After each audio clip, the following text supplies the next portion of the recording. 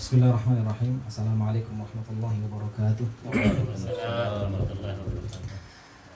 Alhamdulillah rabbil alamin. Wassalatu wassalamu ala asyrafil anbiya wal mursalin nabiyyina Muhammad wa ala alihi wa ashabihi wa man tabi'ahum bi ihsanin ila yaumiddin. Qala Allah ta'ala fi kitabihil karim, ya ayyuhalladzina amanu taqullaha wa qulu qawlan sadida. يصلح لكم أعمالكم ويغفر لكم ذنوبكم ومن يطع الله ورسوله فقد فاز فوزا عظيما. وقال عليه الصلاة والسلام فإن أصدق الحديث كتاب الله وخير الهدى هدى محمد صلى الله عليه وسلم. Yang artinya sesungguhnya sebaik-baiknya petunjuk adalah kitabullah, sebaik-baiknya kalam adalah kalamullah, dan sebaik-baiknya petunjuk adalah petunjuk Rasulullah sallallahu alaihi wasallam. Ma'asyiral ikhwah, bapak-bapak yang dirahmati Allah Subhanahu wa taala. Setelah sebelumnya kita berbicara tentang keutamaan ilmu. Minggu lalu kita berbicara tentang keutamaan ilmu. Di antara keutamaan ilmu itu adalah Waalaikumsalam warahmatullahi wabarakatuh. Di antara keutamaan ilmu adalah Allah Subhanahu wa taala memberikan kelancaran, memudahkan kepada para penuntut ilmu jalan menuju surga. Dalilnya Nabi SAW bersabda, "Man salaka tariqan yaltamisu fihi ilma, sahhalallahu lahu bihi tariqan ilal jannah." Barang siapa yang berjalan di suatu jalan dengan tujuan menuntut ilmu, maka Allah Subhanahu wa taala akan memudahkan bagi dia jalan menuju surga. Ini diantara cara seorang hamba agar istiqamah di atas agama Allah, yaitu dengan menuntut ilmu. Cara hamba agar dia bisa mati dalam keadaan husnul khotimah, yaitu dengan menuntut ilmu syar'i. Di antara keutamaan ilmu yang sebelumnya kita sebutkan, di antaranya juga bahwasannya ilmu itu mengangkat derajat seseorang di muka bumi. Di sebagian manusia ada orang-orang yang Allah angkat derajatnya karena keislaman dia. Dijadikan oleh Allah menjadi seorang muslim. Itu artinya Allah Subhanahu wa taala mengangkat derajat dia di atas orang-orang yang tidak muslim. Kemudian di antara orang Islam ada yang Allah Subhanahu wa taala angkat derajatnya karena keimanan dia. Kemudian dari orang-orang yang beriman itu ada yang Allah angkat derajatnya lagi, dan ini derajat yang paling tinggi, yaitu orang-orang yang Allah beri ilmu. Allah Subhanahu wa taala berfirman, "Yarfa'illahu alladhina amanu minkum walladhina utul ilma darajat." Allah mengangkat derajatnya orang-orang yang beriman. Kemudian dari orang-orang yang beriman itu Allah angkat derajatnya orang-orang yang punya ilmu. La yastawil ladina ya'lamuna wal ladina la ya'lamun, kata Allah Subhanahu wa taala. Tentu orang yang punya ilmu itu tidak sama dengan orang-orang yang tidak punya ilmu. Artinya apa? Allah Subhanahu wa taala memang mengangkat derajatnya orang-orang yang berilmu, orang-orang yang menuntut ilmu. Di antara keutamaan yang kita sebutkan kemarin sebelumnya, juga di antara keutamaan ilmu adalah mereka adalah pewarisnya para nabi. Tentu ikhwan fillah rahimakumullah ta'ala, kata para ulama bahwasannya cukup dalil bahwasannya para ulama, orang-orang yang memiliki ilmu itu menjadi pewarisnya para nabi. Cukuplah dalil ini menunjukkan bahwasannya mereka orang-orang yang punya ilmu agama, mereka adalah orang-orang yang mulia. Kedudukan mereka bersama atau sejajar dengan para nabi. Kata para ulama juga mengatakan sesungguhnya ulama warathatul anbiya, bahwasanya ulama itu adalah pewarisnya para nabi. Tentunya orang-orang yang mendapatkan warisan adalah keluarga. Misalnya kita kalau meninggal dan meninggalkan harta, yang akan kita wariskan adalah anggota keluarganya. Dan nabi meninggal, yang mereka wariskan adalah ilmu. Sehingga apa kata para ulama, orang-orang yang mereka mendapat bagian ilmu, orang-orang yang mendapat ilmu, mereka kedudukannya tinggi bersama para anbiya, bersama para nabi-nabi alaihi wassalatu wassalam. Sufyan bin Uyainah mengatakan bahwasanya lam yu'ta ahadun syai'an afdalu minan nubuwah. Bahwasanya di dunia ini tidak ada pemberian yang paling utama, yang paling afdal selain daripada kenabian. Ini pemberian yang nomor satu. Manakala Allah Subhanahu wa taala memberikan kenabian pada seseorang, maka itulah nikmat sebesar-besar nikmat. Kemudian kata beliau, wa ba'da nubuwah, dan setelah kenabian syai'an afdal min al-ilm wal fiqh. Dan setelah itu pemberian yang paling utama setelah itu adalah apa? Al-ilm wal fiqh, yaitu ilmu dan fikih, ilmu dan fikih, yaitu maksudnya adalah ilmu agama. Setelah pemberian yang paling utama yaitu kenabian, Allah Subhanahu wa taala memandang tidak ada yang paling afdal setelah itu selain daripada ilmu agama. Seseorang diberikan ilmu agama. Di antara keutamaan menuntut ilmu juga di antaranya ini sebagai tanda bahwasannya Allah Subhanahu wa taala menghendaki orang tersebut kebaikan. Rasulullah SAW bersabda, "Man yuridillahu bihi khaira yufaqihu fid din." Barang siapa yang Allah kehendaki kebaikan untuk dia, maka Allah akan memberikan tanda dia difaqihkan dalam agama, dia difahamkan dalam agama. Tentu ikhwan fillah rahimakumullah taala, agama ini tidak langsung begitu saja orang faham agama, duduk di rumah atau lagi jalan tahu-tahu faham agama, enggak. Akan tapi agama itu dicari, dituntut dengan bertolak, dengan menuntut ilmu, datang ke majelis ilmu, punya guru.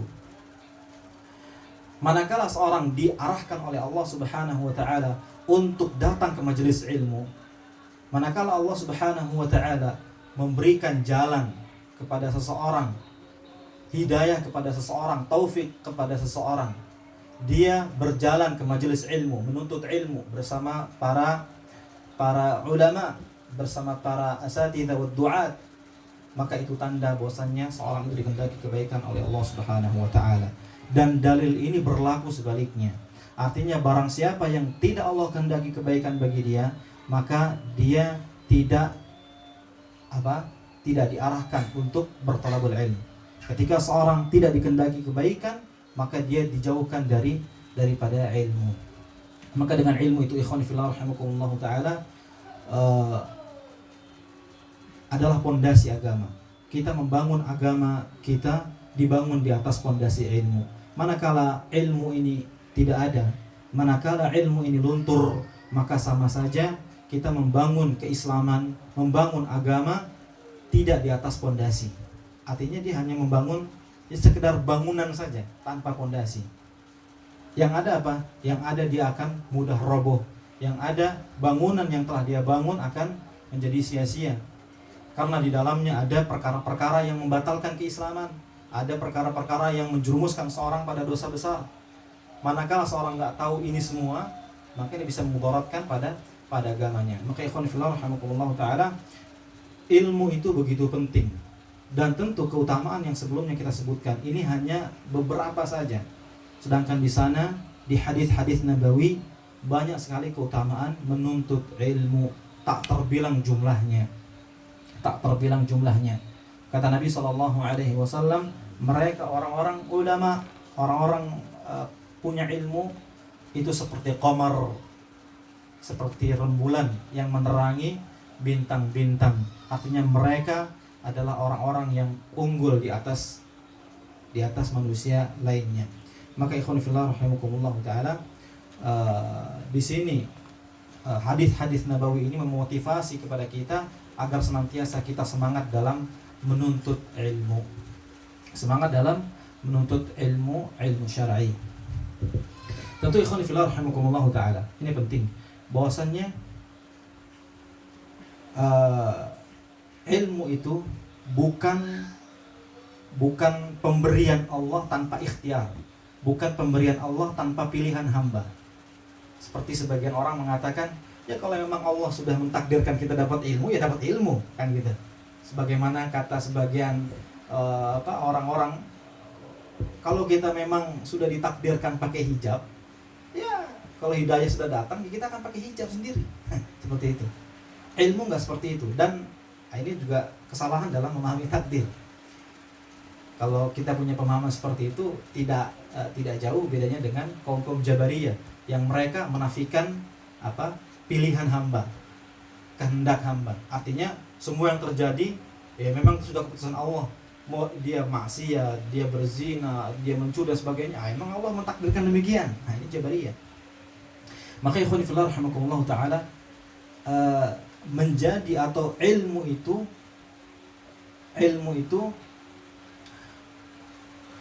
bukan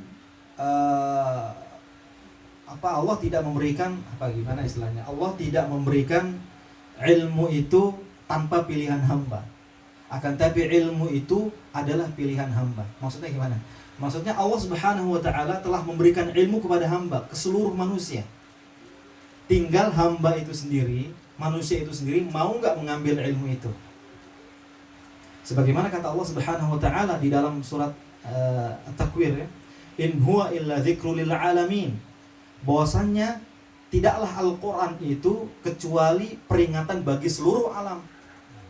Artinya apa? Al-Qur'an Allah turunkan ini memang untuk semua manusia. Ya kan? Hidayah untuk semua manusia. Lanjutan ayatnya, liman syaa minkum ayastaqim, bagi mereka yang syaa, yang mau. Al-Qur'an sudah Allah turunkan, sudah Allah kasih kepada hambanya. Nah sekarang mau nggak mengambil hidayah Al-Quran? Sama seperti itu. Ilmu Allah Subhanahu wa ta'ala telah menurunkan ilmu, telah memberikan ilmu kepada hamba. Akan tapi adakah di antara hamba itu yang mau mengambil ilmu tersebut? Artinya apa? Ini bukan paksaan. Kalau memang Allah Subhanahu wa ta'ala mengendaki saya dapat ilmu, ya saya dapat ilmu. Kan begitu. Tapi ilmu itu adalah ikhtiar hamba, pilihan dari hamba itu sendiri. Mau nggak mengambil ilmu itu? Sehingga apa? Sehingga mereka yang mau mengambil ilmu, mereka adalah orang-orang yang mendapatkan keutamaan. Mereka yang mengambil ilmu agama, mereka itulah orang-orang yang masuk dalam hadis mendapatkan keutamaan. Kalau yang nggak mau mengambil ilmu, yang nggak mendapatkan keutamaan, bukan paksaan Allah. Karena itu Allah Subhanahu wa taala di ayat yang lain juga berfirman, "Wa ma zalamnahum walakin anfusahum yadhlimun." Kami itu enggak menzalimi mereka, akan tapi mereka sendiri yang menzalimi diri mereka sendiri. Ketika penghuni neraka, mereka berjidal, mereka membantah. Ya kan, membantah Allah. Bukankah kita hidup itu, ya kan, diatur oleh Allah Subhanahu wa taala? Kenapa kita dimasukkan ke dalam neraka? Kan gitu. Seakan-akan Allah itu zalim, hanya memilih sebagian dan tidak memilih sebagiannya. Tidak. Allah ngasih pilihan, tinggal manusia itu mau ambil atau tidak. Allah sudah memberikan Islam, menunjukkan agama Islam, tinggal mereka manusia, hamba-hambanya mau mengambil atau tidak. Yang enggak mau mengambil, tentu mereka telah menzalimi diri mereka sendiri. Bukan salah Allah, bukan Allah yang menzalimi mereka, akan tapi mereka menzalimi diri mereka sendiri. Kemudian ikhwan fillah, a'azzakumullah taala. Setelah kita tahu keutamaan ilmu itu begitu besar, keutamaan ilmu yang begitu agung di sisi Allah, pemberian yang paling utama setelah kenabian, kedudukan orang-orang yang memiliki ilmu, yang menuntut ilmu bersama para anbiya, bersama para nabi. Kita perlu tahu ilmu yang dimaksud itu ilmu apa? Ilmu yang dimaksud ini ilmu apa? Apakah dia ilmu yang berkaitan tentang duniawi, yang berkaitan tentang kemaslahatan dunia, ataukah ilmu yang memang sifatnya ukhrawi? Tentu ilmu itu kita tahu bahwasanya dia terbagi dua. Ada ilmu duniawi, ada ilmu ukhrawi. Nah, yang dimaksud ilmu di dalam hadis-hadis itu adalah disepakati para ulama bahwasanya ilmu tersebut adalah ilmu agama. Berdasarkan dalil, Allah Subhanahu wa taala berfirman, falaula nafara min kulli firqatin minhum ta'ifatun liyatafaqahu fid-din." Seandainya saja ada segolongan orang, dia keluar dari desanya, kemudian dia menuntut ilmu syar'i, yatafaqahu fid-din, mereka menuntut berfikih fiddin, di dalam agama. Artinya yang disebutkan oleh Allah Subhanahu wa taala, mereka yang menuntut ilmu adalah menuntut ilmu agama yang dimaksud. Kemudian sabda Nabi sallallahu alaihi wasallam, "Man yuridillahu bihi khaira yufaqihu fid din." Barang siapa yang dikehendaki kebaikan oleh Allah, dia akan difaqihkan di dalam agama. Fid din. Fid din ini apa? Fid din di dalam agama. Kalau fid dunya di dalam dunia. Tapi yang dimaksud atau konteks hadisnya adalah fid din, di dalam agama. Artinya mereka yang menuntut ilmu agama. Kata Nabi SAW di dalam sebuah hadis yang hadisnya juga diperselisihkan kesahihannya, Nabi SAW bersabda, al-ilmu thalath, ilmu itu ada 3, ayatun muhkamat wa sunnatun qa'imah wa faraid. Kata Nabi SAW atau ala ma'na, bahwasanya ilmu itu ada 3. Pertama, ayatul muhkamat, ayat-ayat yaitu Al-Quran, wa sunnatun qa'imah, dan sunnah-sunnah yang tegak yaitu al-hadith, wa faraid, dan faraid. Wa ma siwa dzalika fahuwa fadlun. Maka selain daripada 3 ini, itu adalah ilmu lebihan. Yang dimaksud lebihan di sini adalah ilmu selain daripada ilmu agama, yaitu ilmu duniawi. Sehingga apa? Ilmu duniawi adalah wasilah, perantara menuju ilmu agama.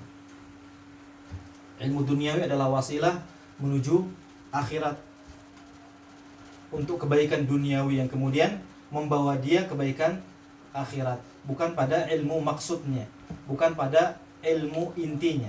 Ilmu inti yang dimaksudkan di dalam hadis, keutamaan-keutamaan itu dimaksudkan adalah mereka yang menuntut ilmu agama. Maka ikhwan fillah, a'azzakumullah ta'ala, setelah kita tahu bahwasannya yang dimaksud adalah ilmu agama, keutamaan ilmu, kemudian ilmu agama, kita perlu tahu bentuk ilmu agama itu seperti apa. Ilmu agama yang diperintahkan itu seperti apa sih? Yang diperintahkan untuk dicari itu seperti apa? Tentu apalagi di zaman sekarang, mereka yang banyak menisbatkan ini ilmu agama, ilmu Islam, padahal isinya apa? Mengkritik Islam, menghakimi Islam. Mereka nisbatkan kepada ilmu agama. Dan ini banyak kita jumpai, seperti orang-orang filosof yang mereka mengatakan ilmu agama ini, tapi hakikatnya bukanlah ilmu agama. Maka ikhwan fillah rahimakumullah ta'ala, ilmu agama ini ada 2. Ilmu agama ini ada 2, yang mereka sebut dengan ilmul maqasid atau ulumul maqasid, ilmu maqasid tujuan. Ada yang disebut dengan ulumul wasail, yaitu ilmu wasilah. Ilmul maqasid itu ada 2, aqidah dan fikih. Ilmu din ada 2 ya, ada ilmu maqasid, ada ilmu wasail. Kemudian ilmu maqasid ada 2, ada aqidah, ada fikih. Nah, ilmu wasail ada banyak. Ilmu wasail maksudnya adalah ilmu yang menyampaikan kepada maksud daripada ilmu, yang menyampaikan inti dari ilmu. Misalnya, ilmu maqsad ada ilmu aqidah atau ada ilmu fikih. Maka ada ilmu yang menyampaikan seseorang agar memahami fikih itu disebut dengan ilmu wasail. Orang kalau mau memahami fikih, ya kan? Fikih dengan pemahaman yang benar harus melewati ilmu wasail, yaitu ilmu usul fiqh. Ilmu wasail itu ada ilmu usul fiqh, ada ulumul aqidah, ulum tafsir, yang di dalamnya mempelajari kaidah-kaidah memahami Al-Quran. Ada ulumul aqidah yang di dalamnya mempelajari ilmu inti akidah, ya kan? Ada ilmu fikih atau ada ilmu usul fikih yang di dalamnya mempelajari ilmu-ilmu inti fikih itu seperti apa. Maka dipelajari di ilmu wasail. Kalau ilmu maqasid, puncaknya atau yang terpentingnya adalah ilmu aqidah. 2 tadi, ilmu aqidah dan ilmu al-fiqh. Kalau ilmu wasail, yang puncaknya ilmu wasail adalah bahasa Arab. Kata para ulama bahwasanya ilmu alat yang paling penting di antara yang lainnya adalah ilmu bahasa Arab. Karena dengan ilmu bahasa Arab ini seseorang baru bisa mengetahui ilmu-ilmu selainnya. Kalau kita mempelajari ilmu lebih jauh lagi, misalnya mempelajari mustalah hadis, ini ilmu wasail, ilmu wasilah, atau mempelajari usul fiqh atau ulumut tafsir, mereka harus bisa bahasa Arab. Sehingga apa? Bahasa Arab menjadi ilmu asas ilmu wasail, asas pondasi ilmu wasilah. Jadi ada dua ya, ada ilmu maqsad, ada ilmu al-wasail. Ada ilmu inti dalam ilmu agama. Ilmu inti itu ilmu akidah dan ilmu fikih. Ya, fikih dan akidah. Seorang kalau mau belajar Islam, imma dia belajar akidah atau belajar fikih. Nanti akan kita jelaskan perbedaannya. Kemudian kalau ingin mempelajari ilmu inti ini dengan sempurna atau dengan terstruktur atau dengan pemahaman yang memang telah digariskan para ulama, maka harus mempelajari ilmu al-wasail, ilmu wasilahnya yang menyampaikan ilmu tersebut kepada inti. Misalnya orang kalau mau belajar fikih harus belajar ilmu usul fiqh, karena nggak mungkin orang bisa mempelajari fikih tanpa ilmu usul fiqh. Saya mau belajar fikih nih, oke lah. Apa yang kita pelajari? Ya hadis-hadis nabawi, dalil-dalil misalnya kan. Ada dalil, misalnya kita buka kitab Bulughul Maram lah contohnya. Di sana tercatat hadis-hadis ahkam, hadis-hadis hukum. Bagaimana kita mau memahami dalil-dalil ahkam ini, dalil-dalil fikih ini dengan pemahaman yang sahih, dengan pemahaman yang benar. Yaitu disyaratkan mengetahui ilmu usul fiqh, dan ini bagian dari ilmu wasail. Karena ikhwan fillah rahimakumullah taala, dalil itu banyak sekali macamnya, banyak sekali kategorinya. Ada dalil yang dia bisa difahami secara konteks, ada dalil yang bisa kita fahami secara zahir, ada dalil yang nggak bisa kita fahami secara zahir, ya kan? Dia dibutuhkan pemahaman yang mendalam. Atau ada dalil yang dia seakan-akan bisa difahami secara zahir, tapi di sana ada dalil yang menolaknya. Ada mu'arid disebut kalau kita belajar ilmu usul. Contohnya gini, biar contoh kasus ya. Misalnya dalil Nabi SAW bersabda tentang orang yang berhijamah ketika puasa. Apakah itu membatalkan puasa? Nah, ada satu atau dalil A menyatakan bahwasannya berhijamah, berbekam ketika puasa itu tidak membatalkan puasa. Dalilnya bahwasanya Nabi SAW ihtajaman Nabi wa huwa shaimun. Nabi SAW berbekam ketika beliau berpuasa. Artinya apa? Bekam tidak membatalkan puasa. Itu kan secara zahir kan? Ya kan? Apa yang kita pahami dari hadis ini? Bekam tidak membatalkan puasa dan hadisnya sahih.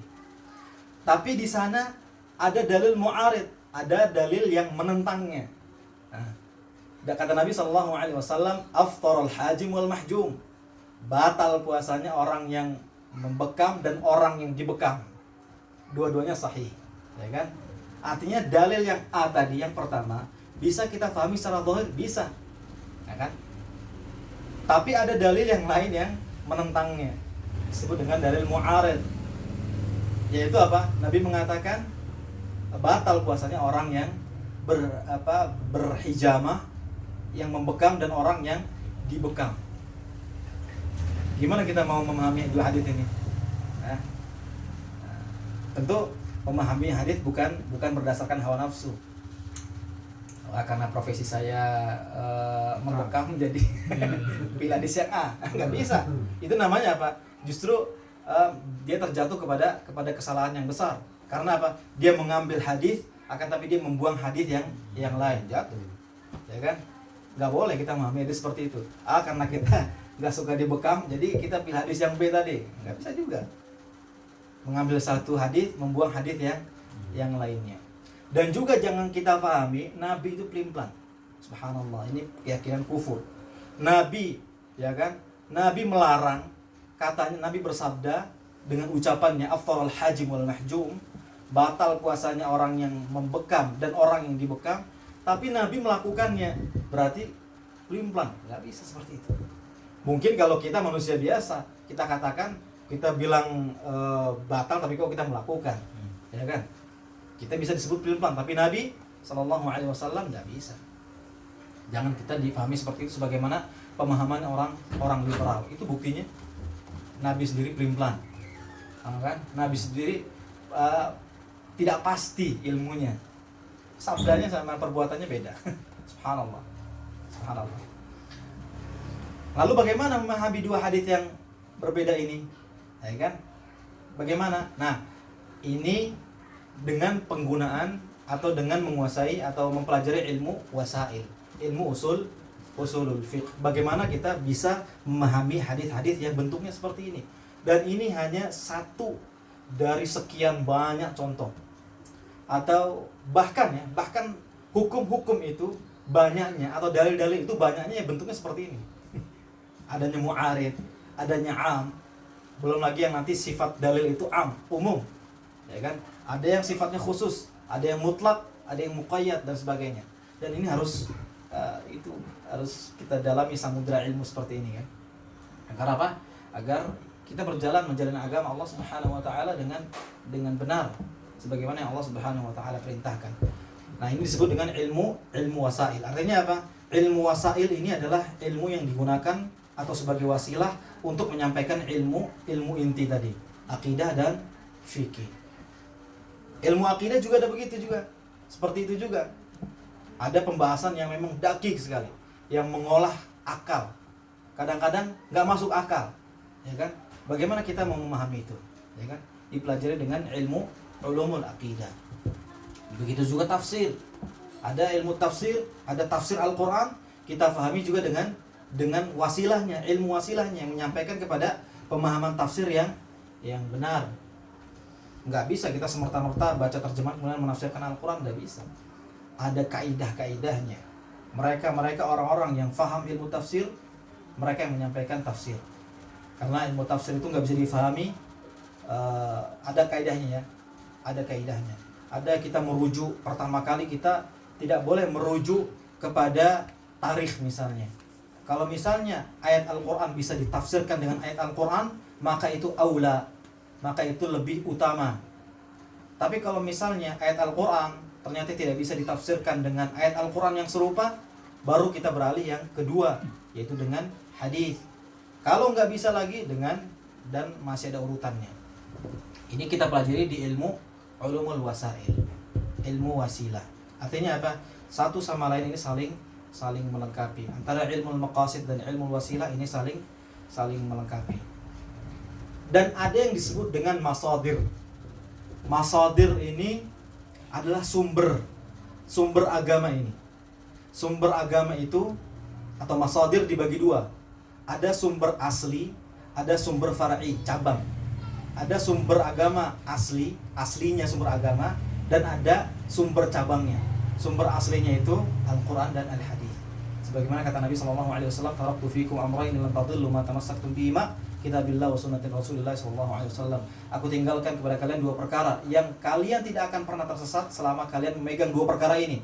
Apa itu? Kitabullah dan sunnah Rasulullah SAW. Apakah hanya itu? Ya kan? Ada lagi, ya kan? Sumber far'i, cabang. Itu nanti kita pelajari, ada ijma', ada kesepakatan, ya kan? Ada qiyas, analogi, ada istishab, mengembalikan hukum kepada asalnya, ada istihsan, ada al-masalihul mursalah, dalil. Ini berbicara tentang dalil. Artinya apa? Ilmu-ilmu yang tadi tidak ada faidahnya ketika tidak merujuk kepada masdar-masdar tadi, kepada sumber-sumber tadi. Ketika kita berbicara fikih akan tapi tidak merujuk kepada dalil Al-Quran dan Sunnah, atau dalil ijma', qiyas, masalihul mursalah, istihsan dan sebagainya, maka tidak ada faidahnya.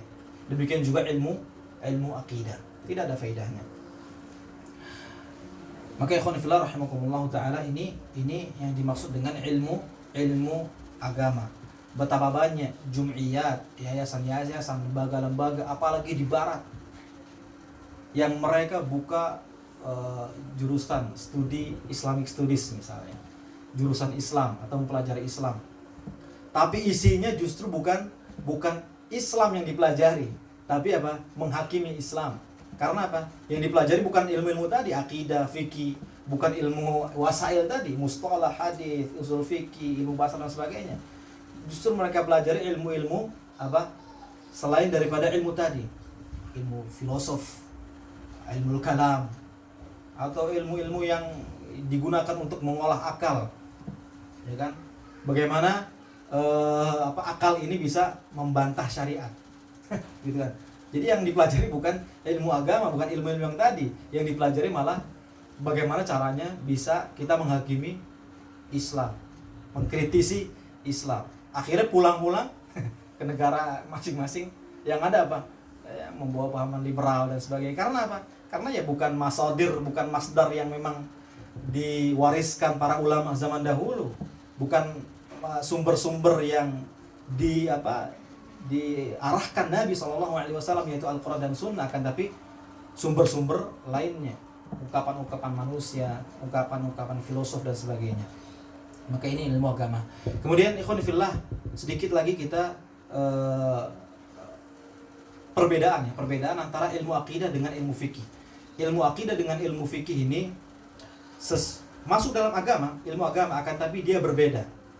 Ilmu akidah itu berbicara tentang amalan hati, keyakinan, yang dia mencangkup keyakinan kepada Allah, keyakinan kepada hari akhir, kitab dan sebagainya. Sedangkan fikih itu berbicara tentang amaliyah, tentang perbuatan, salat, ya kan, rukun-rukun Islam, fikih ibadat disebut. Fikih ibadat berbicara tentang muamalah, fikhul usrah berbicara tentang kekeluargaan dan sebagainya. Ini masuk dalam pembahasan fikih, pembahasan amaliyah, perbuatan yang dilakukan oleh anggota badan. Sedangkan akidah itu berbicara tentang keyakinan. Ini ada susunannya. Ilmu akidah itu ada, kita mempelajari arkanul iman, ya kan, ada 4 nih pokoknya. Jadi kita kalau mempelajari akidah, kita harus tahu ilmu akidah itu seperti apa. Apa yang kita pelajari dalam ilmu akidah, ya kan? Ilmu akidah itu kita mempelajari rukun iman yang 6, ya kan? Iman kepada Allah, kepada hari akhir dan sebagainya. Kemudian yang kedua, ilmu akidah kita mempelajari makna iman itu sendiri. Iman itu apa sih? Nah, gitu kan. Yang pertama, rukun iman ini intinya. Dan bahkan dikatakan para ulama, ketika kita ditanya misalnya, apa itu akidah? Akidah Islam, jawabannya adalah rukun iman. Iman kepada Allah, ya kan? Iman kepada malaikat, rusul, kutub, hari akhir, dan qadar, ya kan? Rukun iman yang 6. Ketika kita ditanya akidah Islam itu apa? Akidah Ahlussunnah wal Jamaah itu apa sih? Akidah Ahlussunnah wal Jamaah ya al-imanu billah, ya kan? Wa bi rasulihi wa kutubihi dan sebagainya. Kemudian pembahasan akidah yang ketiga itu pembahasan tentang as-sahabah, sahabat. Tentang bagaimana seorang muslim meyakini sahabat-sahabat Rasulullah SAW.